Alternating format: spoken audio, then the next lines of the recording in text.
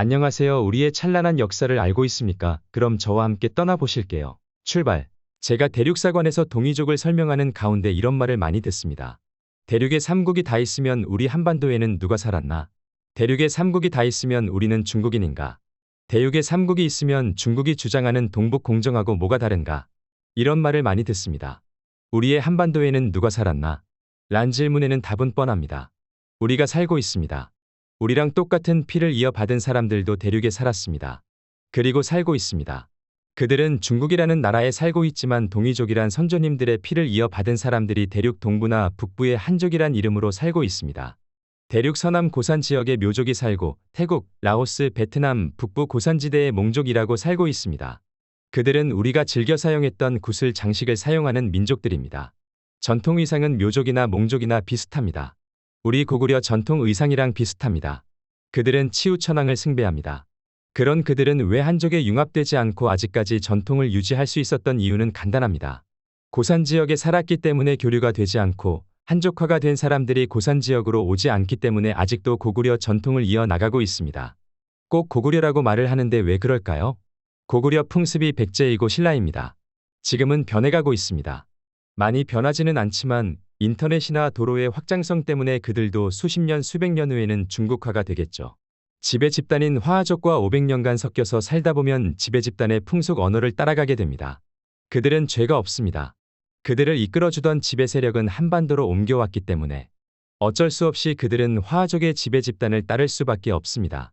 이러한 문제로 인해 우리는 갈라졌고 대륙에 있는 당군의 후예들은 한족화가 되어 우리랑 다른 모습으로 살아가게 된 겁니다.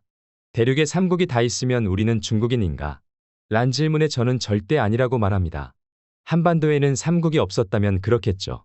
하지만 우리 한반도에도 삼국이 존재했고 그때 삼국의 사람들과 같은 피를 가진 사람들로서 같은 민족입니다. 역사에는 땅의 역사를 말하는 사람들이 있습니다. 그런 사람은 중국뿐이죠. 중국은 55개 소수민족이라는 집단과 한족으로 이루어졌다고 합니다. 한족이 차지하는 땅은 3분의 1뿐이고 나머지는 55개 소수민족이 차지합니다. 그들은 자신들의 땅을 지키기 위해 중국 땅에 있었던 모든 역사를 자기네 역사라고 우기고 있습니다. 이러한 현상은 중국의 55개 소수민족이 독립하게 되면 안 되기 때문에 역사 공정을 땅의 역사로 시작하여 지금껏 진행하고 있습니다. 민족의 역사 우리의 민족은 어디까지라고 생각하시나요? 흉노, 돌궐, 말갈, 여진, 외, 예, 맥, 북방족과 동이족을 말하는 민족들입니다. 삼국인 고구려 신라 백제는 예맥족이라는 말을 많이 합니다. 그럼 돌궐과 흉노는요? 신라의 지배층은 흉노입니다. 고구려의 지배층은 돌궐입니다. 우리는 이러한 사람들이 모여서 하나의 민족이 탄생하여 고구려 백제 신라 발해 고려 거란 금 원조선 청을 이어와 대한민국이 되었습니다. 삼국시대에도 고구려와 백제, 신라는 늘 싸웠습니다. 발해도 신라와 싸우고 고려와 거란 그리고 금나라도 서로 싸우거나 친교하거나 했습니다. 현재 북한과 남한이 있습니다. 우리는 같은 민족끼리 적이 되어 싸우고 있습니다. 그러나 언젠간 하나의 나라가 되겠죠. 하나의 민족이니깐요. 대륙이 삼국이 있으면 중국의 동북 공정하고 뭐가 다른가? 란 말은 맞는 것 같습니다. 하지만 그들은 억지 주장으로 동북 공정을 하고 있습니다. 낙랑군이 북한 평양이라고 우리 학계에서 그리 말하고 있으니 도와주는 꼴이 됩니다. 낙랑군은 한반도에 없었습니다. 낙랑군은 우리의 선조들의 땅에 10분의 1도 안 됩니다.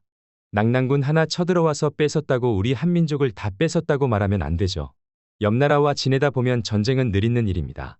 그래서 병사를 키우고 이름을 남기시는 장군님들이 있습니다. 우리가 살고 있는 이 땅 한반도는 아주 먼 옛날 때부터 지금까지 우리 한민족들이 살고 있고 한 번도 뺏겨본 적 없는 그런 땅입니다. 우리가 살고 있는 이 땅은 역사적으로 다른 나라 땅이 아니었습니다.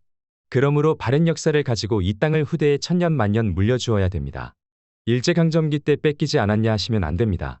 불법으로 강제 점검한 겁니다. 국제법상 위반이라는 겁니다. 그래서 우리나라는 대한제국부터 시작합니다. 헌법에 그리 되어 있습니다. 작아진 역사라고 비난하시는 분들도 있습니다. 우리가 앞으로 희망을 가지고 우리의 다물을 되찾아야 되지 않습니까? 우리의 선조들은 그러했습니다. 고조선 시절 한나라에게 패하여 땅을 뺏기고 그것을 우리 자랑스러운 고구려가 되찾는 과거의 역사가 있습니다. 우리 선조들이 오랜 시간 개간하여 일구어낸 소중한 옥토, 잊지 않고 되찾아야 합니다. 우리의 역사에 대해서 중국 정사를 많이 보고 우리나라 삼국의 강역을 연구를 많이 합니다. 한나라에서 고조선을 침공해서 설치한 한사군, 한나라는 왜 북한 평양까지만 침공했을까입니다. 만주의 드넓은 옥토는 왜 공격을 안 했을까요? 그곳에도 사람들이 많이 살고 있고 국가가 존재했을 겁니다. 우리가 모르지만 그곳에서는 유적 유물이 많이 나오고 있는 사실입니다. 한나라가 고조선의 땅을 얻고 나서 멀다는 이유로 공손씨에게 자치를 줬다고 합니다. 그 후 그 장소의 역사는 고구려와 북방민족이라고 하는 연나라와 위나라, 수나라, 당나라와의 전쟁이 끝이 없이 펼쳐졌습니다. 바다를 건너서 고구려를 공격하던 위나라, 수나라, 당나라 등 많이 있습니다. 고구려만 바다를 건너서 공격할까요? 백제와 신라도 바다를 건너서 공격할 수도 있지 않나요? 부귀가 백제를 공격했다는 기사가 한 건 있습니다.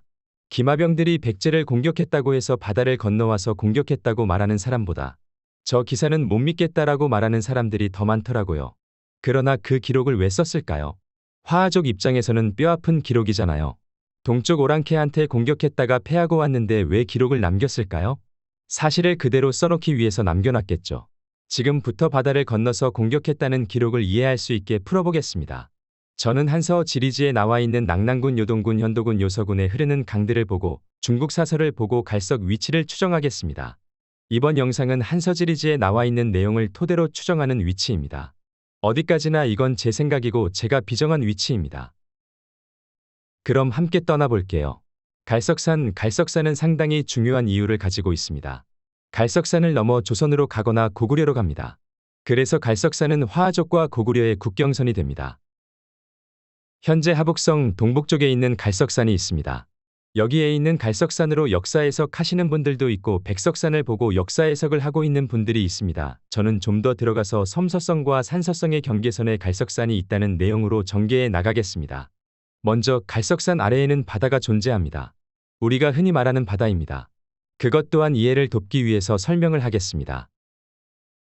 여러 큰 강이 모여서 하나의 바다가 된다.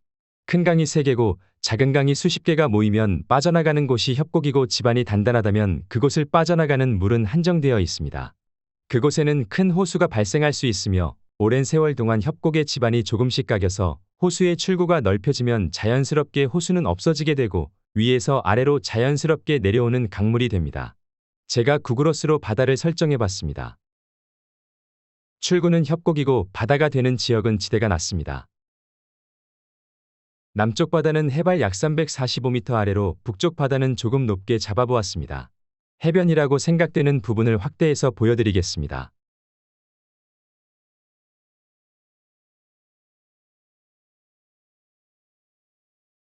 물이 흐르면 생기는 깎아지는 해변입니다. 오랜 세월 동안 물이 옆으로 흘렀다는 흔적입니다.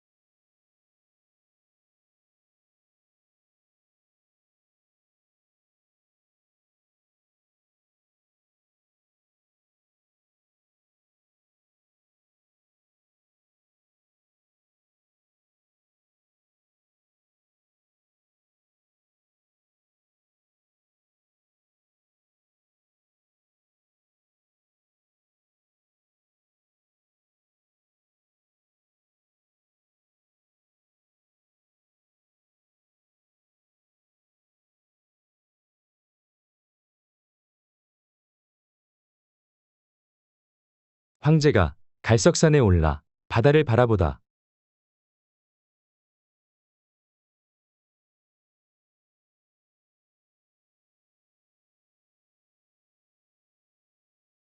한서지리지에 보시면 바다의 서쪽에서 흐르는 강들을 남쪽 바다에 들어간다 아니면 북쪽 바다에 들어간다, 남쪽 해양수로 들어간다. 이런 기사 내용이 있습니다. 기사의 내용을 보시겠습니다. 요서군에 속한 강들입니다. 참유수가 북쪽 바다로 흘러 들어간다. 현수가 동쪽 유수로 들어간다. 유수는 남쪽 해양수로 들어간다.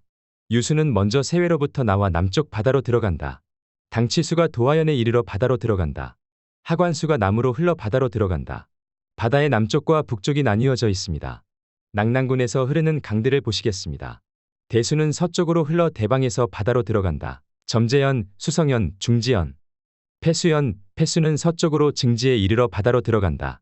불려산에서 열수가 발원하여 서쪽으로 흐르다 점재현에 이르러 바다로 들어간다. 세 강 모두 다 서쪽으로 흘러 바다로 들어간다라고 합니다. 바다의 오른쪽에서는 하나의 바다로 보일 수 있습니다. 갈석산 하면 무엇이 생각나십니까? 바다, 장성이 시작하는 곳, 낙랑군 수성현, 요석군 강이 출구, 갈석산을 넘으면 고구려 등등 많은 것들이 뒤섞여 있습니다. 사설을 하나하나 보면서 시작하겠습니다. 사마천사기 갈석산을 끼고 오른쪽으로 끼고 바다로 들어간다. 주석으로는 공황국이 말했다. 갈석은 해안가에 있는 산이다. 서광이 말했다. 해는 어느 판본에는 하라고 되어 있다. 색은 지리지에서 말하길 갈석은 북평, 여성현의 서남에 있다. 태강지리지에서 말하길 낙랑군 수성현에 갈석산이 있고 장성이 시작하는 곳이다. 수경에서 말하길 요석은 임유현의 남쪽 강 가운데에 있다. 아마도 갈석산은 두 곳이 있으며 여기에서 말하는 갈석산을 끼고 오른쪽으로 돌아 바다로 들어간다 란 마땅히 북평에 있는 갈석을 말한 것이다. 여기서 말하는 갈석산은 바다로 진입했다라는 말과 갈석산이 두 곳인데 낙랑군에 갈석산이 있고 요서군에도 갈석산이 있다라고 말합니다. 한서지리지 오른쪽으로 갈석을 끼고 돌아 황하로 들어갔다. 주석을 보시면 안사고는 갈석은 바닷가에 솟은 산 이름이다. 우가 이 산의 오른쪽을 끼고 나아가 황하로 들어갔는데 거슬러 올라갔다는 말이다. 라고 하였다. 여기서 말하는 갈석산은 바다에서 강으로 진입한다는 말입니다. 강과 바다 그리고 갈석산이 같이 있어야 하는 곳이어만 합니다. 회남자, 오이는 동방의 끝으로 갈석산으로부터 조선을 지나 대인의 나라를 관통한다. 주석을 보시겠습니다. 갈석은 요서의 경계인 해수의 서쪽에 있다. 조선은 낙랑군의 현이다. 관은 통이다. 대인국이 그 동쪽에 있다. 장규길이 상고하니 태평어람에는 산자가 없고 그 주석에서 갈석산은 동북 바다에 있다. 조선은 동이이다. 동방에는 대인의 나라가 있다. 라고 하였다. 여기에서 말하는 갈석산은 요서의 경계인 해수, 해수는 바다와 강의 서쪽에 있다. 라고 합니다. 태평어람에는 동, 북 바다에 있다고 합니다. 마지막으로 통전 고구려 편을 보시겠습니다. 한국사 데이터베이스에 해석이 안 되어 있다는 점입니다. 원문을 보실게요. 안상서, 오른쪽 갈석을 끼고 하로 들어간다. 강이 흐르고 해안이다. 지금의 북평군 남쪽 20여리이다. 즉, 좌갈석은 고구려 땅 가운데이다. 여기서 말하는 갈석산은 우갈석은 강이 흐르고 해안이라고 말합니다. 또한 좌갈석은 고구려 가운데 위치한다고 합니다. 정리하겠습니다. 많은 사서에서 나왔듯이 바다와 강하구가 같이 있어야 하는 곳. 갈석산은 요석은 동북바다에 있으며 황하로 들어가는 입구이다. 수경에서 말하길 요석은 임유현 남쪽 강에 갈석산이 있다. 한서지리지에 참요수 하류의 영지연 고죽성이 있다. 라고 하니 이곳이 고죽국 성인 금성이다. 낙랑군에 속한 흐르는 강들 대수와 폐수 그리고 열수의 공통된 점은 서쪽으로 흘러 점재현, 중지현, 수성현에서 바다로 빠진다는 기사 내용을 보면 이곳이 수성현이 되고 낙랑군 수성현에 있는 갈석산에는 장성이 시작하는 곳, 기원전 403년부터 221년까지 건설을 했다고 합니다.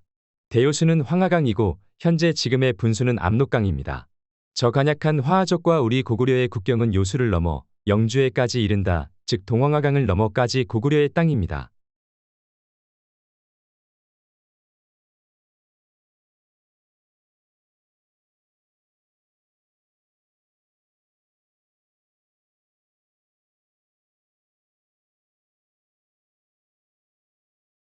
사마천사기 권육진시황본기 제6.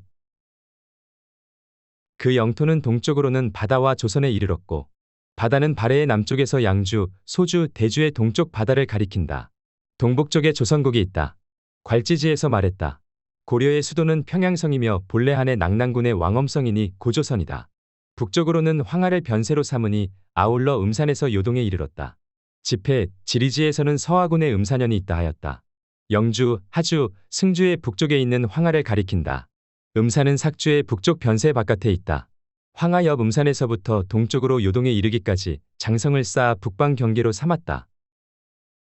지금까지 시청해주셔서 감사합니다. 오늘도 찬란한 역사를 찾아 달려봅시다. 감사합니다.